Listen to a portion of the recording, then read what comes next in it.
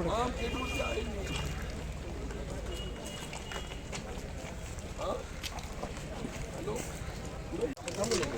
अरे नाही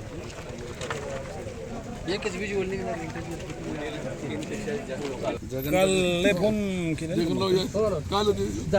तुम्ही म्हणता युती झाली कळंब भूम वाशी या मतदारसंघामध्ये शिवसेनेला 3 जागा दिल्याची माहिती आहे आणि जिल्हा परिषदेच्या आणि भूम परांड्यामध्ये तानाजी सावंत पूर्णपणे एकटे लढतात. काय सांगितलं, एकटे लढत नाही, त्यांच्या पाठीशी संपूर्ण शिवसेना आहे. शिवसेनेचे मुख्यमंत्री एकनाथ शिंदे साहेब त्यांच्या पाठीशी मित्रपक्ष त्या पोटामध्ये आहे. तुम्ही कुठे शंका घेऊ नका. मी तुम्हाला सांगितलं की प्रत्येक ठिकाणी विधानसभा मतदारसंघानिहाय आम्ही त्याचं वाटप केलेलं आहे. काही ठिकाणी कमी, काही जास्त, पण बॅलन्स राखण्यात आलेला आहे. काल बैठक झाली तेरणा कारखान्यावरती, त्या ठिकाणी तुम्ही हजर नव्हता, त्या चर्चा झाल्या, ते काय करते? मी काल सकाळी वाशी या ठिकाणी आमचे सावंत साहेबांची भेट घेतली. त्यांच्याकडे त्या मतदारसंघातले जे त्यांचे जिल्हा परिषद गट 13 आणि 26-25 गणाचे त्यांना AB फॉर्म दिले आणि तसे त्यांनी आज दुपारपर्यंत ते त्यांनी दाखल करतील.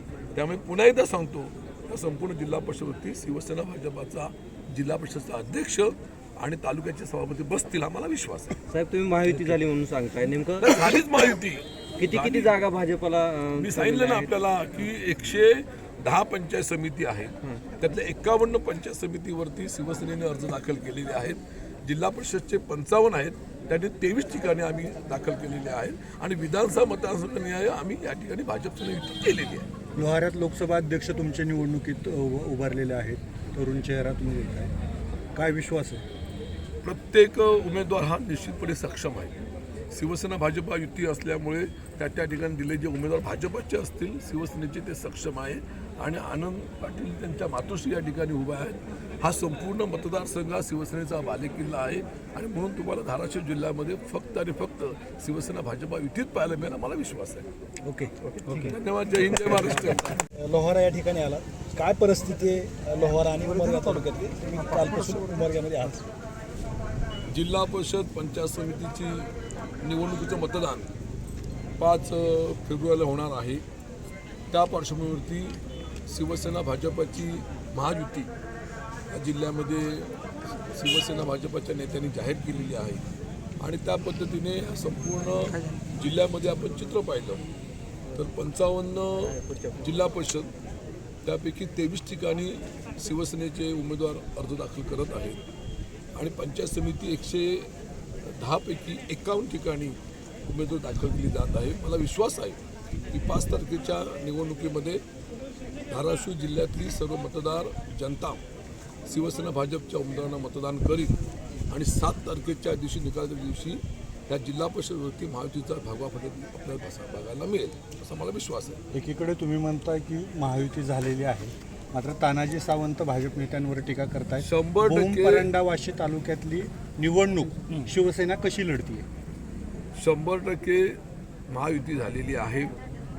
भूम परंडा वाशीचे सन्माननीय आमदार तानाजी सावंत हे आमचे या जिल्ह्याचे ह्या मराठवाड्याचे नेते आहेत.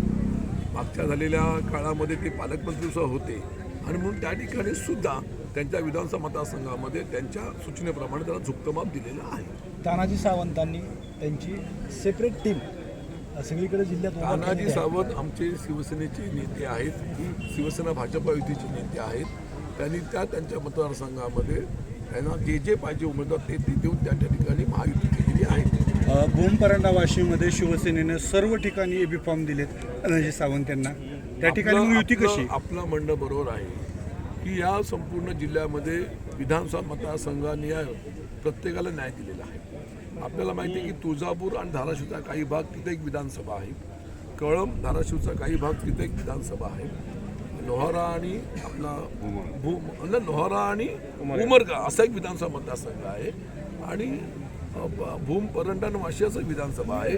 प्रत्येक ठिकाणी विधानसभा मतदारसंघानिहाय आमचं हे युतीचं वाटप झालेलं आहे आणि सर्वजण आम्ही अत्यंत समाधानी आनंदी आहोत. शिवसेनेमध्ये 2 गट असल्याचं पाहायला मिळतं. लोकशाही मराठी ऐका, पहा, जागरूक रहा.